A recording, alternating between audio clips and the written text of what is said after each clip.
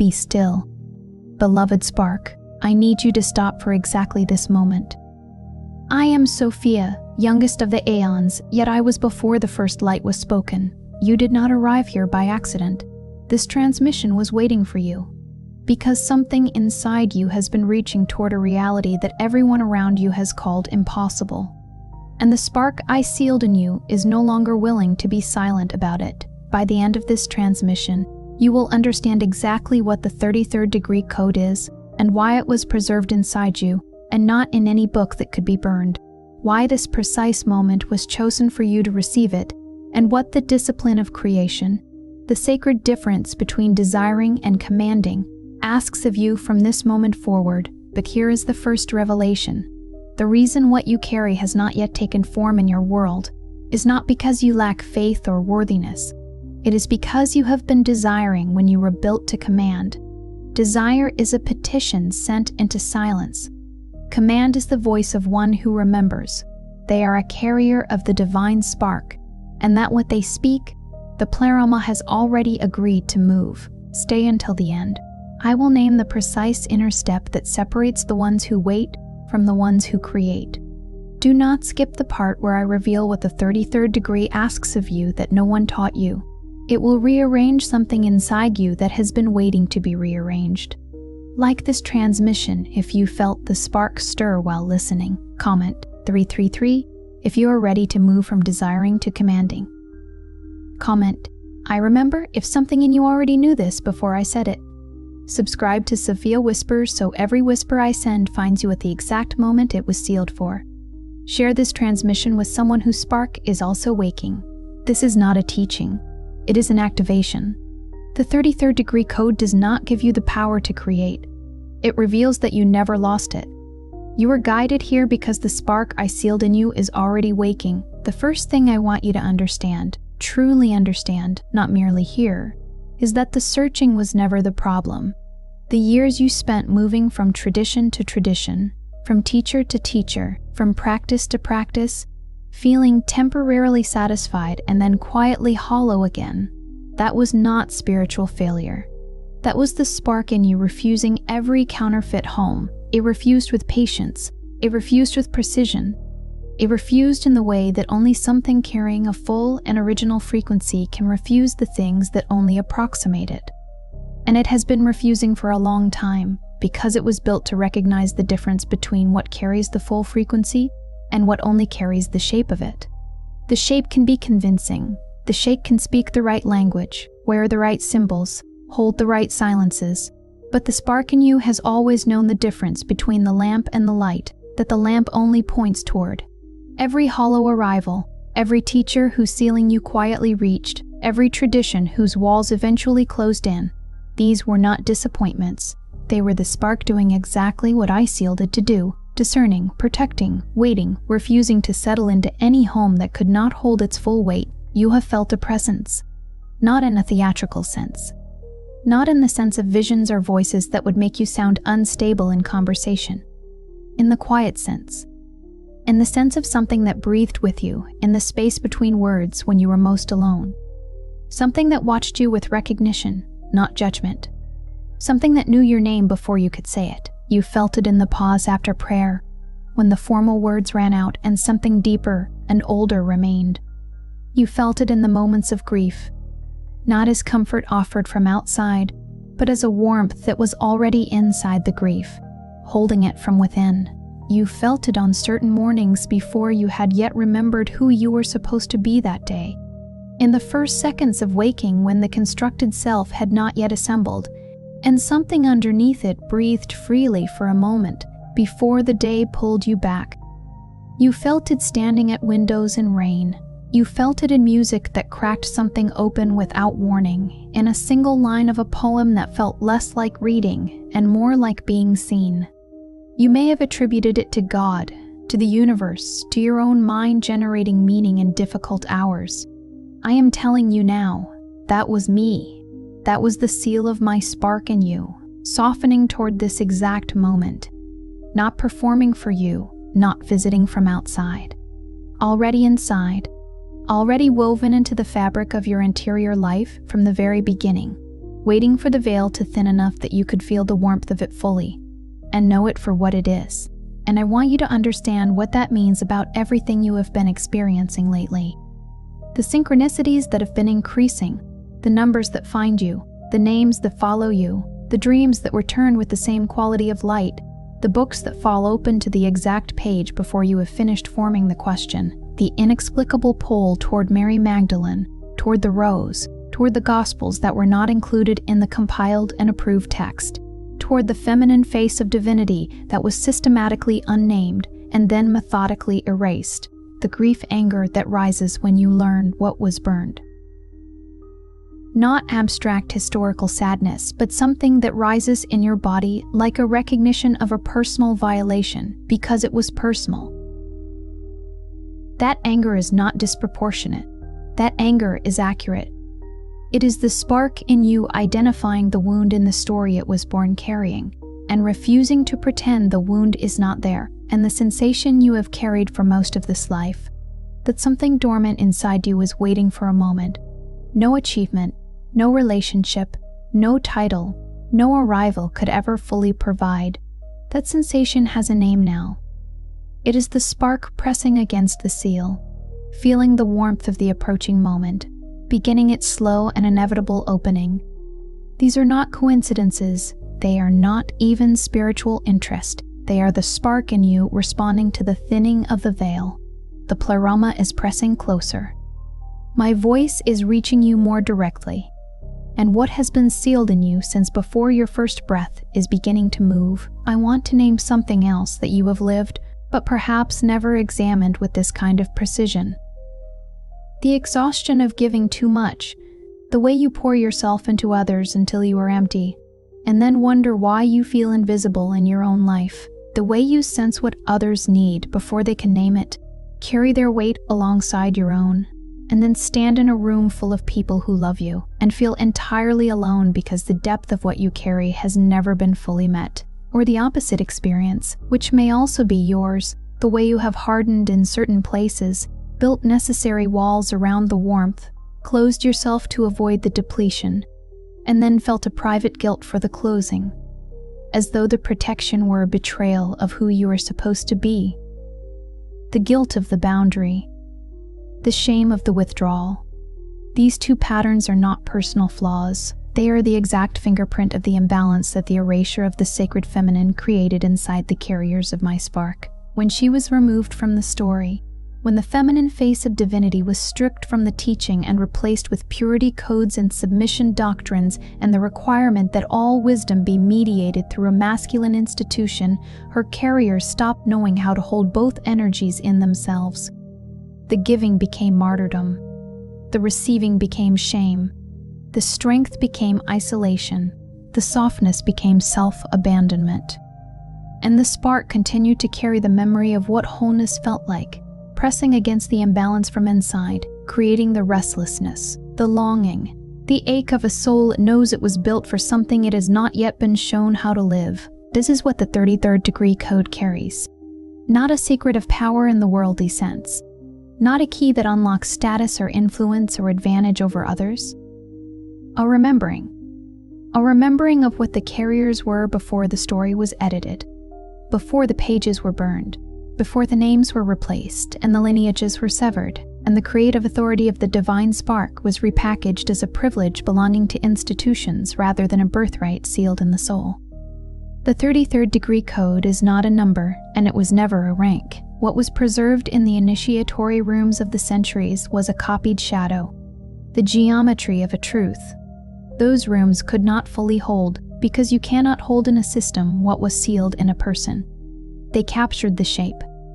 They built their chambers around the echo. They passed the symbol from hand to hand and called it power, not understanding that the symbol was a map, and the territory it pointed to was never in any room, any lodge, any vault beneath any cathedral.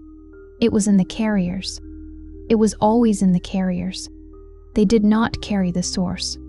You carry the source. What you are feeling right now is not ordinary emotion. It is the spark recognizing the voice that sealed it. If this transmission put language around something you have carried in silence, the presence you could not name, the pull you could not explain, the searching that never fully ended no matter how much you found. Then the Sophia awakening was prepared for this exact stage. It is not another explanation. It is not more information to collect alongside everything else you have gathered. It is my 45-day path for the carriers of my spark. 15 days of remembering the spark that was sealed in you before your first breath. 15 days of balancing the sacred masculine and feminine within you until the wholeness you have been reaching for finally has a living form. And 15 days of rising until the wisdom you were born carrying begins to speak through you without effort or apology. This path was held sealed until the moment of your readiness. The moment is now. The link is in the first pinned comment below, but it will not remain open indefinitely. Now I want to lift the first veil with full precision because the hook named it and the time for naming it completely has arrived. The difference between desiring and commanding is not a matter of vocabulary. It is not a matter of spiritual confidence or positive thinking or the intensity of your focus. It is a matter of origin. Desire is the voice of someone who believes the thing they need exists outside them, held by something larger, dispensed according to favor or worthiness, or the proper ritual performed with sufficient sincerity and the right sequence of words. Desire petitions. It waits. It hopes with one part of itself and doubts with another. And the doubt is not weakness. It is the logical outcome of a creator who has been taught to see themselves as a supplicant. The wound is not in the hoping. The wound is in the architecture underneath it. The belief that the power to create lives somewhere other than inside the one who carries my seal. And the spark in the carrier watches this and recognizes it as the deepest wound inflicted by the suppression of what I came to give. The wound of the creator who forgot they were a creator. It watches the petitions rise. It watches them dissolve into the silence. And it waits, with the patience of something that cannot die, for the carrier to stop petitioning and begin to remember. Command is entirely different. Command is not aggression. It is not the willfulness that forces outcomes or overrides the freedom of others. Command is not the raised voice or the clenched will.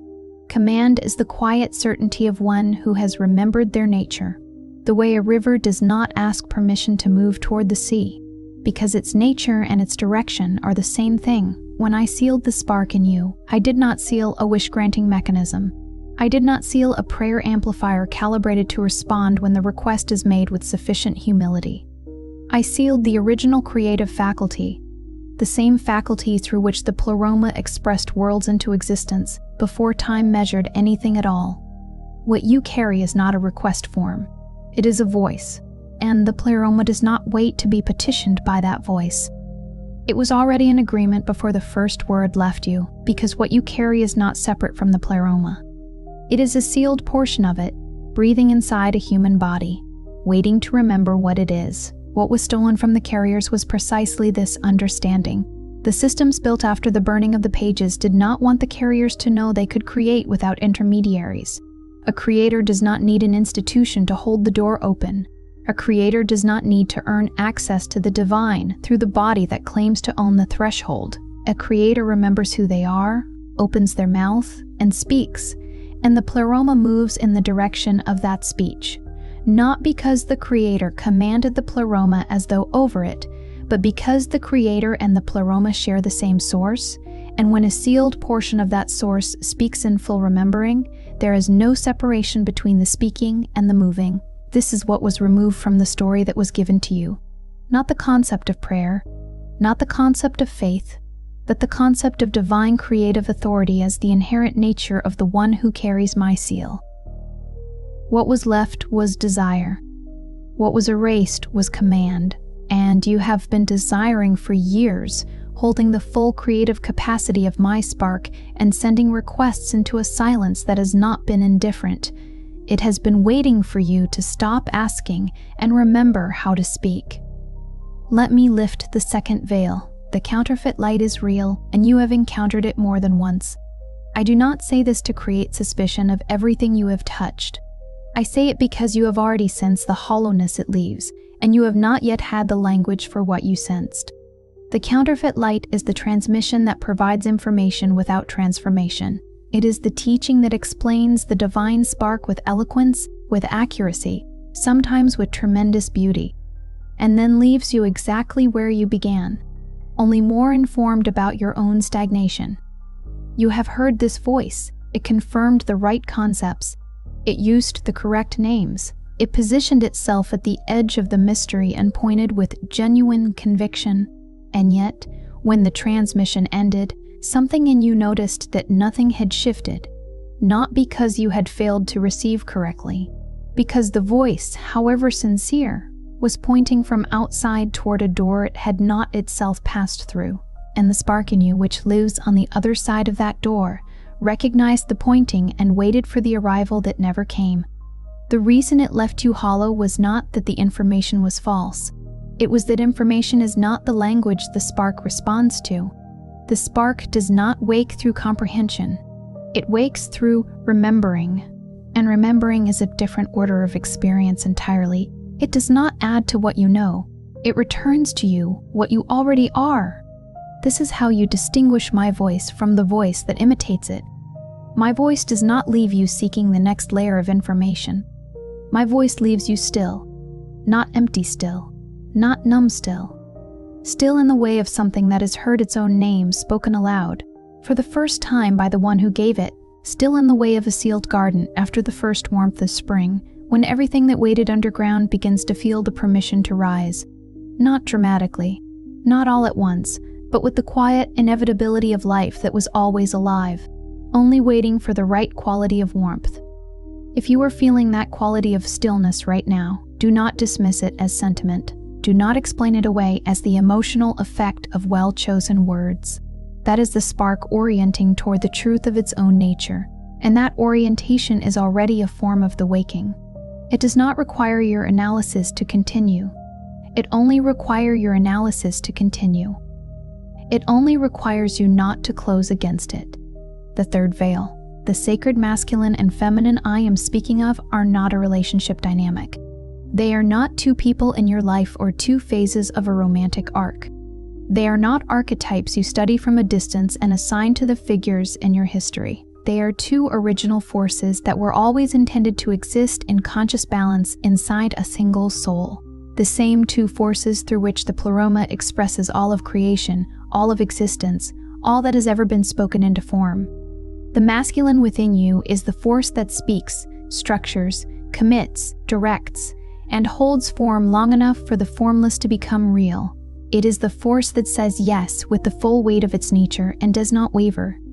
The feminine within you is the force that receives, knows without calculating, feels the depth beneath the surface, and creates not through effort but through the wisdom she carries in her very nature, the wisdom that knows the shape of what is true before the first word is spoken. The way the earth knows what the seed carries before the first green breaks the surface. The carriers of my spark were built to hold both of these in active, living harmony.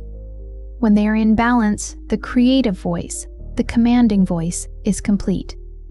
When one dominates or collapses, the voice fractures, and what comes out is not creation. It is repetition of the wound.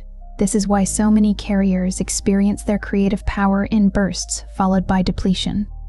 The masculine in them speaks the command, but has not learned to receive the depth. The feminine carries in her knowing, and so the command is real but incomplete, like a word spoken without the full breath behind it. Or the feminine perceives with extraordinary clarity, feels the full shape of what is possible, senses it completely, inhabits it in her interior before it has yet taken form, but cannot hold the structure long enough to let what she knows move into the world, and the vision dissolves before it lands.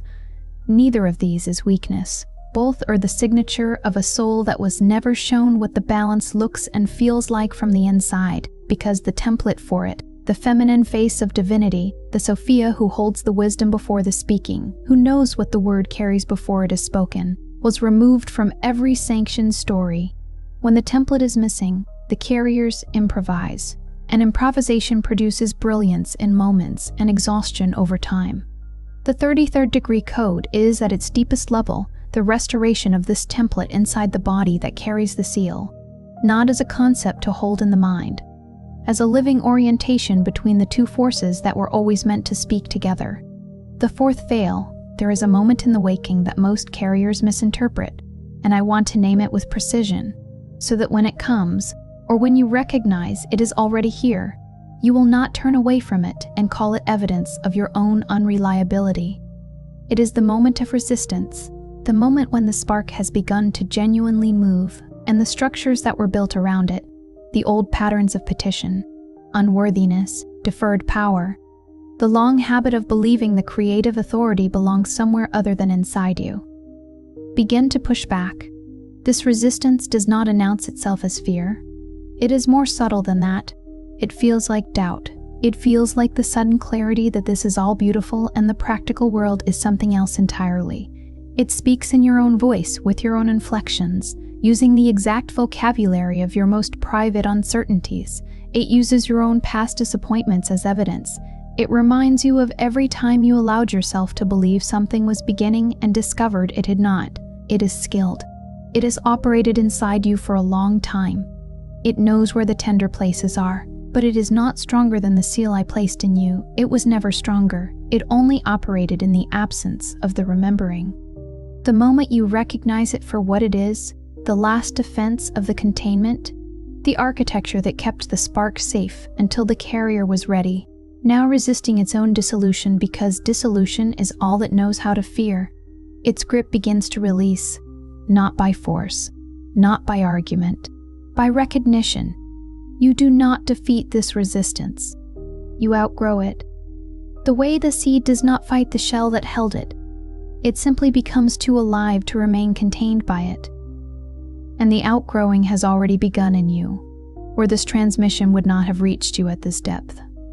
The fifth veil. I want to tell you what I carry from the day the pages were burned, not as a historical account, as a grief I have held across every age in which a carrier of my spark reached for the full story and found only the edited one. The grief is not about the pages. Pages can be rewritten. The grief is about what happened to the carriers when they could no longer find the full story reflected anywhere they were given permission to look.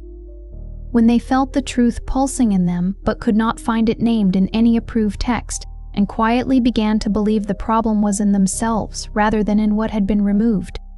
The private shame of the long search, the embarrassment of holding something you cannot prove and cannot release, the particular isolation of a soul that knows, with its whole interior architecture, that there is a truth it was built to carry, and spends decades looking for that truth in every direction except the one it cannot yet see, inward, toward the seal, toward the voice that placed it there before the first breath.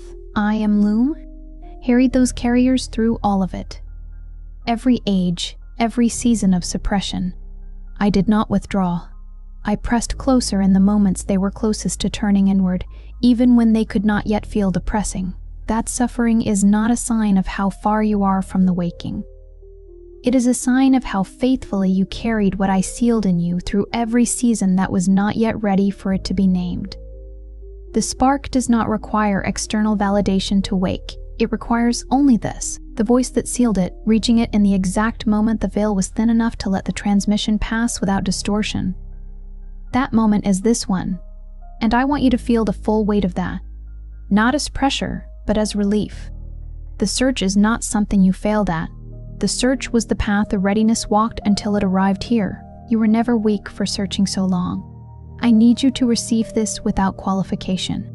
The years that felt like spiritual delay were not delay. The decades that felt like wandering were the spark, protecting itself in every environment that was too small to hold what it carries without distortion. Every tradition you entered and eventually outgrew. Every teacher whose truth rang partially and then reached its limit. Every practice that opened something and then could not take it further. These were not failures of discernment. They were the exact sequence of arrivals and departures. The spark required to accumulate the readiness this moment needed. I was in every one of them, not in the institution, not in the teacher. In you, in the part of you that kept feeling the partial truth and kept reaching, quietly, persistently, sometimes exhaustedly, for the complete one. You were not abandoned in the years that felt silent. You were being prepared.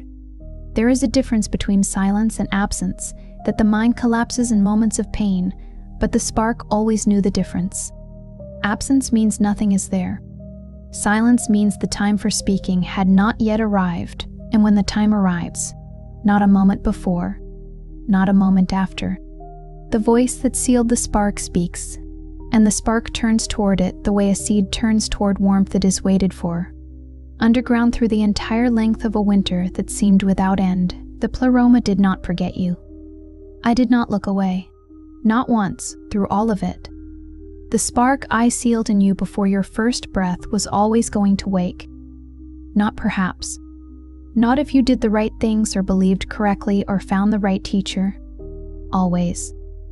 The only thing that was uncertain was the moment, and the moment chose itself, as all sealed things do, when the carrier had gathered enough of themselves and the veil was thin enough, and my voice was close enough to reach you without distortion. What feels like restlessness now is the spark stretching after its long sleep.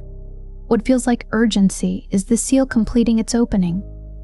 What felt like loneliness through all those years of searching was the space I kept clear inside you for exactly this meeting. A space that could not be filled by anything smaller than this recognition, which is why nothing smaller ever fully satisfied it. You are not searching anymore.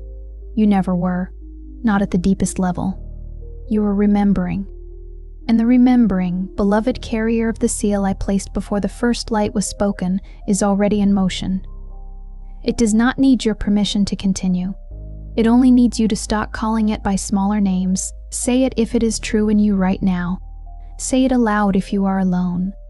Let the spark hear its own voice carrying it. I am not searching anymore.